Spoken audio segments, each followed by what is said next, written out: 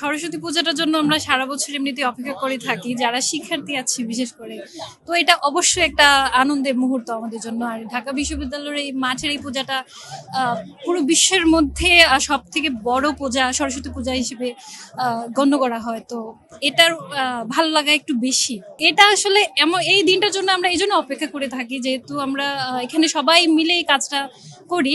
তো এই মেলবন্ধনটা দায়িত্বের মাধ্যমে আমরা হচ্ছে কি নিজেদের মধ্যে আরো মানে সম্পর্কগুলো আমরা আরো বেশি করে স্ট্রং করে গড়ে তুলি আর কি। এই দিনটার জন্য এই জন্য আমরা অপেক্ষা করি যাতে সিনিয়র জুনিয়র সবাই ব্যাচমেট বলি, শিক্ষকরা বলি, তারপর অনেক বাইরের অনেক অতিথি আসেন এখানে দেখা পূজা দেখতে।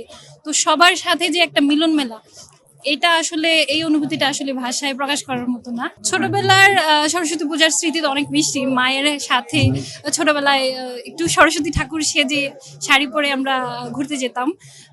তো ছোটবেলার বড়বেলার মধ্যে অনেক পার্থক্য, দুইটাই সুন্দর আমার কাছে মনে হয়। এক এক বয়সের এক এক সময়ের এক এক সৌন্দর্য আছে।